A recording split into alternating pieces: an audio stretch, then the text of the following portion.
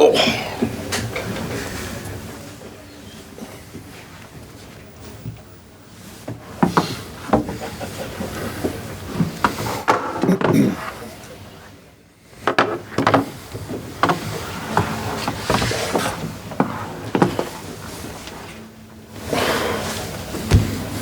that feel like a win? No, but it feels like a very good fight back at a place that's hard to come and get results and points and wins, obviously. I think our mentality is improving all the time, and I think that was on show as the game went on. The resilience of the side. And I think the desire of the side, to not be so affected. A lot of noise about the away record of Everton over a couple of seasons, and it seems like we're learning how to brush that off and just take every challenge as it comes, which I speak to about endlessly. Sure, you've spoken so much about trying to create that mentality where the side believes that anything could be possible at any given moment. How pleased are you to see that play out essentially with this one, so with Simms producing what he did right there?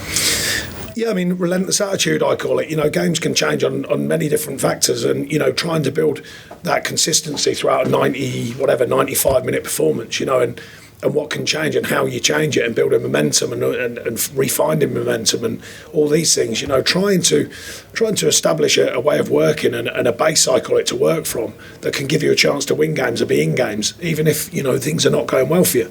And I think it was kind of on show tonight. First half very good defensively, very resilient, some good individual defending. Didn't really create as much, didn't deal with the ball as well, anywhere near as well. And that's all I said at half time. I said, lads, the transition is important, but it's not just a physical transition, it's a mental transition. Are you tuned in together, then go and play? And I thought that improved second half in pockets. They're still a fine side, but they're still a very good side. Just come off the back of winning 3. And I think that was better second half. And we're beginning to find that way of not being so disappointed. The goal goes in, well, it's gone. That's it, it's done. We talk about it, the next day, not while the game's going on. And I think we reacted very well to that. Scored a goal ourselves. Went down again to a penalty. Possible maybe for me. But it goes against us. And then the mentality then was still to keep driving, still to keep asking questions. And I thought that was on show, and it's growing. Abdoulaye Doucoure got a goal, got an assist, obviously scored at Forest last time away from home. How pivotal has he been to Everton picking up the momentum they have gained under you? I don't think he's been pivotal. I think he's just enjoying the challenge. You're right in front of him. It's just different eyes. Myself and the staff come in. We're just looking at everyone, probably through new eyes, just fresh starts for everyone. Saying right, okay, who's willing to pop up, who's willing to work. He's enjoying it. He's enjoying the challenge. He's very adaptive. Wherever we put him on the pitch, whatever we ask him, he just goes, yeah, and cracks on and gets on with it. And that's a brilliant mentality for a manager to have from his players. And I think that's growing amongst the group. They're like, yeah, whatever the hard yards we need to do, however we need to do it, we're willing to do it. And I think it's rubbing off on each other. I think the trust and the attention to each other as a group is growing all the time. How pleased are you for Ellis Simms? That's a huge moment for him. Yeah, I mean, look, he's still got a lot to improve. He came up in the week, actually, and he asked me, what did he think? And I said, what do you think? He gave me 4 things, and I said, you're right. I said it's taking action. A lot of these players, they know the things they've got to do. It's just a strange situation. It's guiding them to go, yeah, you're right. So therefore take ownership of it and do it. And I think tonight was a good sign of that. The difference in his physicality. He's quick, he's strong, but he used it. You can't just wait for people to allow you to use it. You can't just wait to be mature as a player. You have to earn it. You have to go and work at your game. And he's beginning to understand that. And he certainly did tonight with a fine run and a fine finish. Stayed calm for his finish, but he turned the afterburner off, and he's quick and he's strong. Battles it off and then stays calm. And they're good qualities to have. Are you willing to share any of those 4 things that you mentioned?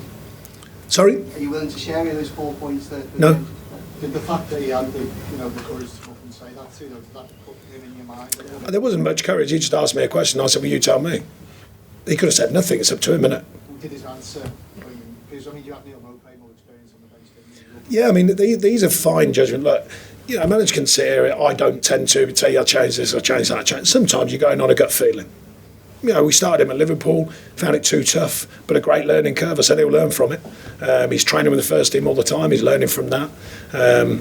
Not over-egging it with him, letting the environment actually, sort of teach him. And then he comes on, he gets his reward for working hard and fighting hard. There's other things tonight that he can do better. The physical side of the game, it seems a challenge for him. And I said, well, that's got to change because the game tells you what you need from it physically, as in running capability and things like that. But, you know, it's great signs for a young player who's got the freedom to come out at Stamford Bridge, join in and go and create a fine finish and a fine moment for the team and for the fans. Fans are brilliant again tonight. You know, that connection's growing. The team, what they see, the connection with the fans. I've always believed in it. I think it's important. And I think they've got a group of fans here who are seeing a team give a lot to the cause. And I still think we've got more quality to come at times. But they're certainly seeing the work ethic of a team give a lot to try and change things around. And that's 2 goals in your last 2 away games. Before that, there've been 1 in 8. Is it the list to miss, or what's changed? Well, I tagged it as that, meaning that, you know, I spoke to players, said, look, you've got to have the freedom to miss. You can't all be glory all the time. You've got to have the freedom to miss. You've got to go in with an intent to score. And if you miss, so what? I said, you won't be hearing from me. You'll only hear from me if you're not in there with an intent to score. And it's growing. You can see it. The body language is changing. You know, I show them clips of it and go, look at the body language now compared to maybe earlier in the season. Just driving into the box with more intent, driving in the back, taking away the noise about, it can only be one player scores. No, it's not nonsense. Anyone can score a goal.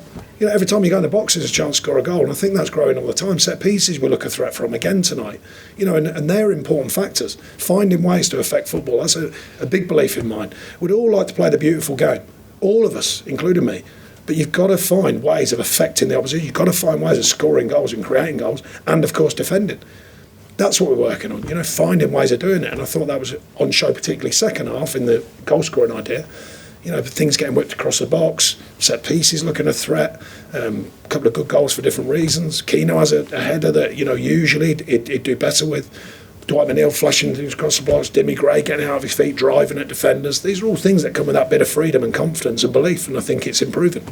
Sean, when you what you said there about the sort of, we'd all like to play a beautiful game, do you think you've convinced them of a way they can survive in this division? I don't think I had to convince them of anything. They're not daft, you know. I mean, I don't stare at the league table, but they all knew what it was looking like. You know, but everyone nowadays, you know, you guys tell them every stat and every fact, and I don't know, all the social media tell them everything that's wrong. So I didn't have to tell them much. You know what I mean? Just go, right, okay, how do we change it? You know, I asked them, they fed back to me, shared a view, and gone, right, okay, then collectively we have to change it. No one's going to do it for you. So I said, that's it. Make our own history. Don't wait for it. People who make history, they make it happen. They don't wait for it to happen. Sean, may I ask why you thought the penalty was a maybe? Only because we had a similar but different one, and it is different, but you'll understand my trainer thought. For Seamus the other week at Forest, gets in front, the lad comes sort of behind, puts his legs in front of Seamus, kicks the back of his leg, and it was deemed a definite not penalty. And I thought today the first contact, I think, was Ben Godfrey, kind of it disrupts his run by just running with his legs in front of him. And he's sort of then on his way down, hits Tarky, and then it's a penalty. So, but they're close, these ones, you know what I mean? That's all I'm saying. I just want it, if they're going to give it tonight, it's got to go for us if one similar happens. Fair enough. What about, I noticed there was the incident with Tarkowski and Joao Felix in the first half, where it looked like there was a little bit of retribution taken. Was it? He seemed to grab him and he hurled him to the ground. I can't remember that. Ball. It was directly in front of you, directly in front of us, kind of down towards the box. I can't remember that. No.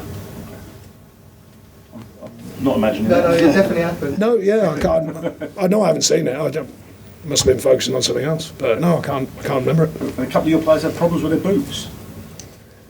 Yeah, I have no clue about that. Yeah. I don't know how you want me to answer that one. I don't know if they said that you used the wrong boots. Amazing. I don't know myself. Right. That'll be for them to decide. They all can walk on the pitch before the game and have a look at it. Yeah. You know what I mean? So. Sean, is it frustrating that the international break comes now? No, not really. It's there in the calendar. Everyone knows it. Yeah. You know, the players will, some will be away, of course. Some won't. They'll do some work, that's for sure. The ones who won't be away, but they will get some days off as well to give them a break from it. Although, you know, I've asked a lot of this group, so I'm proud of their efforts because I've asked a lot. You know, crammed a lot. Me and my staff crammed a lot of new information, different things, different ways of working, like managers do, by the way. Not just me, lots of different managers. So they need some downtime sometimes. You know, we try and give them days off. We try and relax periods of the training week. But the work has to still be done, and they're certainly doing it. So therefore, they will get a bit of time off as well. Okay, thanks, folks. Thanks everyone. Cheers. I'll check.